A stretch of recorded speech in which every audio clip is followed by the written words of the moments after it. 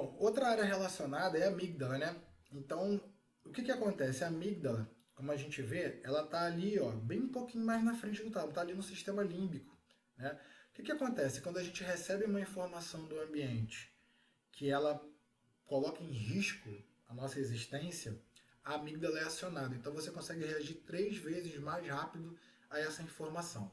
Quando essa informação não aciona a amígdala, ela faz aquela via principal, né? A informação vem pelo tronco encefálico, pelo nervo óptico, ela passa pelo SARA e pelo tálamo, depois ela é mandada para várias áreas corticais para que ela seja processada, e depois o córtex pré-frontal entende aquela informação, racionaliza ela e a gente responde, certo? Quando a amígdala é acionada, ela sequestra todo o processamento cerebral e a atenção vai toda para ela. Por isso que você reage, você não racionaliza. Você simplesmente reage àquela informação, né? E essa é a via secundária, é 3 vezes mais rápida a resposta do que a via normal. Por isso que acionar a via secundária é uma boa estratégia para você chamar a atenção logo de cara, por exemplo, para uma peça de marketing. Por quê? Porque você chama a atenção sem que a pessoa tenha nem a capacidade de racionalizar sobre isso.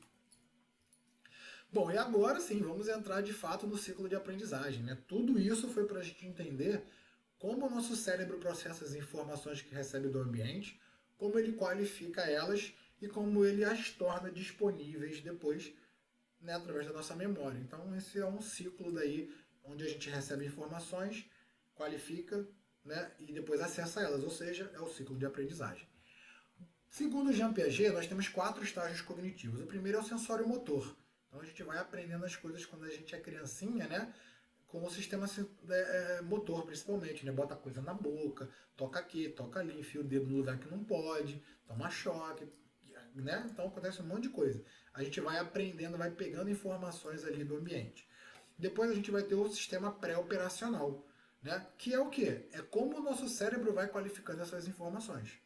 Depois o operacional concreto, ou seja, ele qualificou essas informações e a gente já consegue responder a elas. E depois o operacional formal, onde a gente vai utilizando essas informações que já estão ali concretas para poder manipular elas de uma outra maneira, né? Ou a gente vai fazer novas ligações, ou a gente vai modificar ligações que a gente tem, a gente vai mudar a opinião, né? Etc. Então a gente já está ali numa parte mais de racionalização. Bom, sobre o ciclo de aprendizagem de David Kolbe, ela é experiencial, né? Então primeiro você tem a experiência concreta. Então, beleza, tivemos uma experiência aqui. Eu peguei o cérebro e aprendi que esse aqui é o sistema límbico, beleza.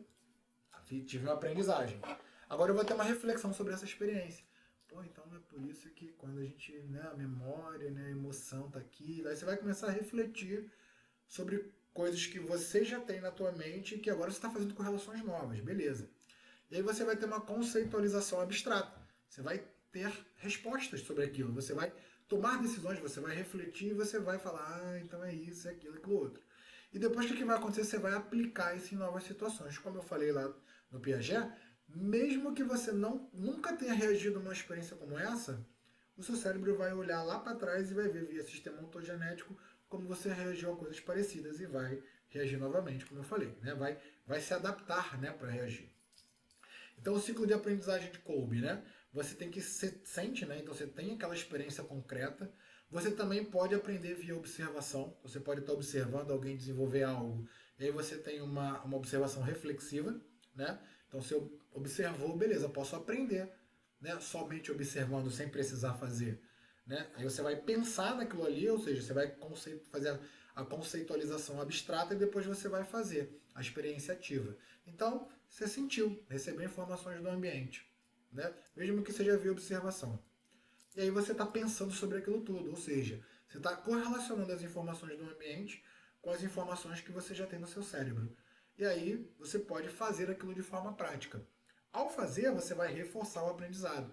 Mas só de pensar você já está também reforçando o aprendizado. Observando, você está aprendendo. Sentindo, recebendo as informações do ambiente, você já está aprendendo. De forma, talvez, imperceptível. A partir do momento que você entende o ciclo de aprendizagem, você sabe que você pode estimular digamos, uma pessoa numa loja Através dos sentidos. Você sabe que são os sentidos primeiro. Então, quais cores eu vou colocar, a temperatura do ambiente, como é que eu vou destacar uma área para que ela gere uma saliência visual e a pessoa vá até aquela área. Como que naquela área eu vou gerar estímulos, né, que a pessoa vai fazer, né, essa conceitualização, vai lembrar de coisas positivas e não negativas quando ela está no meu ponto de venda, né?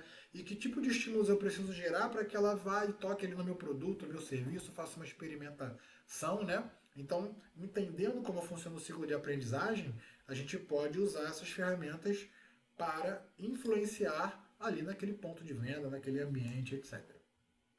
Então, vamos fazer uma síntese do ciclo de aprendizagem. Independente de qual teórico, né, a gente venha estudar, basicamente, né, eles entram em concordância em que primeiro você tem uma observação e uma experiência. Depois você reflete e analisa aquela informação, mesmo que seja de forma subjetiva. Depois, nosso cérebro vai começar a construir novos conceitos. Porque quando eu tiver uma experiência parecida com a A e uma experiência parecida com a B, e na verdade for uma experiência C, ele vai utilizar as informações de A e B para construir uma resposta e planejar ali uma resposta na experiência C. Né? Então existe essa construção de conceitos novos. E depois a aplicação prática, porque você vai aplicar. E de acordo com essa aplicação, essa resposta foi punitiva ou foi recompensadora? Se ela for recompensadora, ela tende a se perpetuar, tende a se repetir. Se ela for punitiva, ela tende com que você vá deixando de fazer esse comportamento. Porque não fazer um comportamento também é um comportamento. Né? Você frear um comportamento, você precisa que o teu córtex pré-frontal vá fazer aquele comportamento e fale, não vou fazer. Né?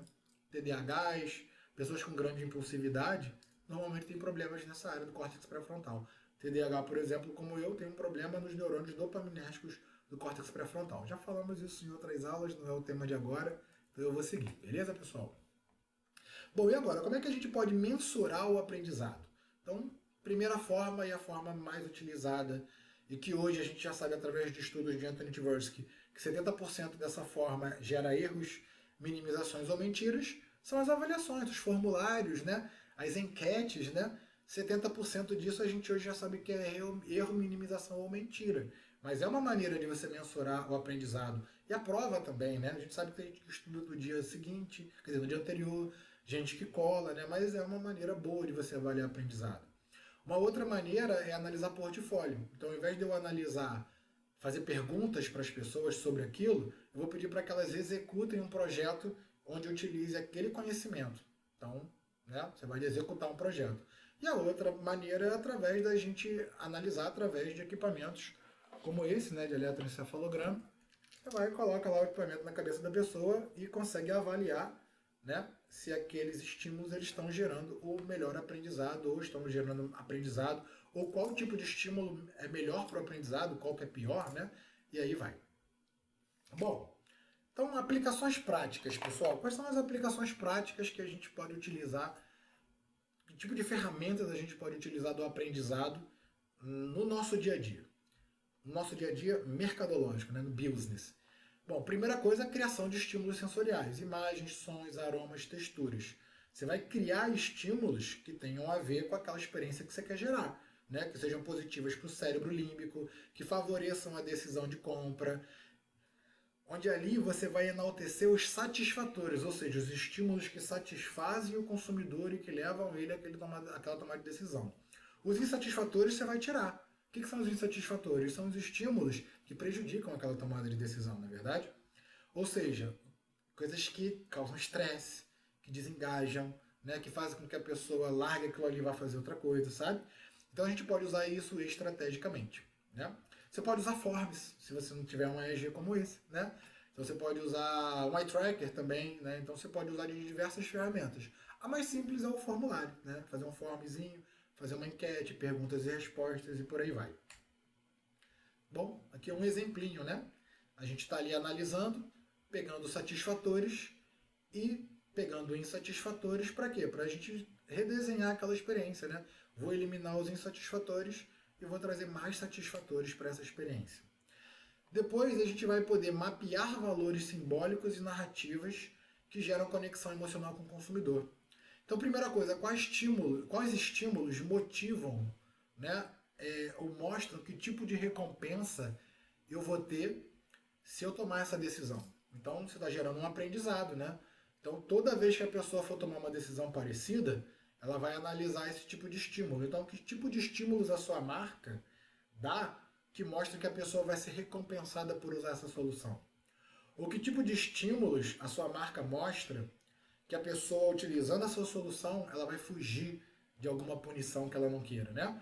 Porque a gente se motiva para tomar uma decisão, para tomar uma ação, através de buscar recompensa ou fugir de punição.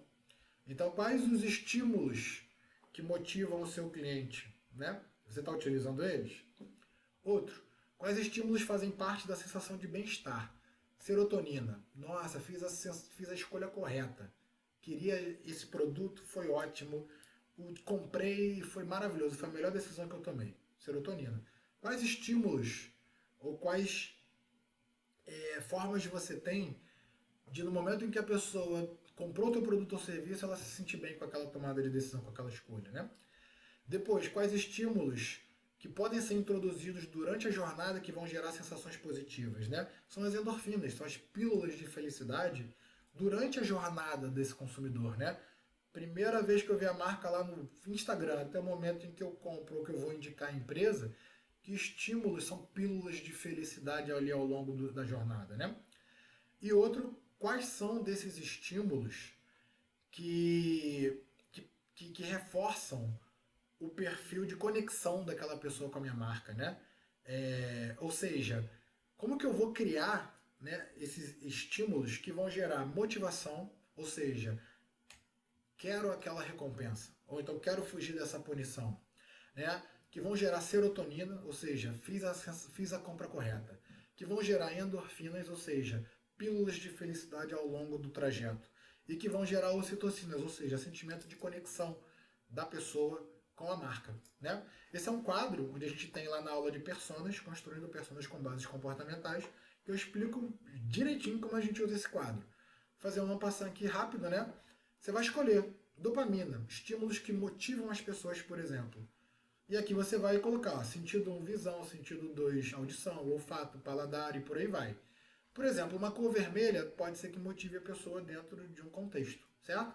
E aí você vai colocar aqui, cor vermelha. Aonde? Embaixo ou em cima? Embaixo o sistema 1, automático, lembra? Não preciso raciocinar. Eu ver uma cor, eu não preciso raciocinar muito, concorda? Sistema 2, eu preciso raciocinar. Então, de repente, é uma figura, uma imagem, um desenho mais complexo, onde a pessoa vai ter que parar e olhar um pouquinho mais, né? Sistema 1, vou fazer um outdoor. Gente, usem sistema 1. O cara tá passando rápido, ele tem que entender muito rápido a coisa. Ah, vou fazer um folder que vai ficar dentro da minha loja. A pessoa está ali no momento de esperar, vai esperar 10, 15, 20 minutos alguma coisa. Enquanto isso, ela tem um material ali que ela pode ler um pouquinho mais. Né? Então, você pode trabalhar o sistema 2. Ela tem tempo para isso, né? Beleza? E você vai fazer isso para todos os estímulos, né? Para todos os neurotransmissores que a gente colocou aqui. Motivação, sensação de bem-estar, pílulas de felicidade ao longo do caminho, sensação de conexão, clube de fidelidade, cashback. Tudo isso ajuda aqui nessa última parte. Temos uma aula inteira sobre isso, tá, pessoal? Vai lá no módulo de personas. E por último, né, não menos importante, criar layouts, ambientes e produtos com o objetivo de gerar atenção, engajamento e interesse, e que favoreçam a tomada de decisão positiva. Ou seja, para aumentar a atenção, por exemplo, a gente tem que usar contraste. A gente já falou isso em algumas aulas também. Quanto maior o nível de contraste, maior a atenção. Por exemplo, essa parede aqui atrás, se ela fosse totalmente branca, você teria menos atenção no slide, porque ele gera um contraste entre o fundo azul e o slide branco. A gente já fez testes assim em escolas. Então, quando a parede é branca e o quadro é branco, a criança tem em torno de 30% menos de atenção quando a parede é escura, por exemplo, e o quadro é branco, né? Enfim, existem outros estudos aí na nossa parte de aprendizado, mas isso é um exemplo do contraste utilizado para aumentar o aprendizado, né, via atenção, né?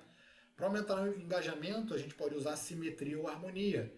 E a gente pode quebrar expectativas através de um storytelling que mostre decisões ou situações contraintuitivas. Então aqui o contraste, por exemplo, né, pessoal? Isso aqui é um exemplo, né, lá em Brasília. Cara, como é que eu faço para destacar a minha loja aqui numa rua como essa, né? tudo cor de cimento. Precisa só pintar a loja de vermelho, branco, azul. A cor que você pintar aí não importa. A loja vai se destacar. Olha o contraste que ela faz com o ambiente, né? Harmonia, simetria, né? Isso ajuda a aumentar o engajamento porque dá uma tranquilizada no cérebro. Ele baixa ali, né? A velocidade. Se ele baixa a velocidade, o que isso significa? Que isso é bom, isso é legal, né? Então eu tenho mais relaxamento. Então, simetria e harmonia. Quer dizer, oh meu Deus.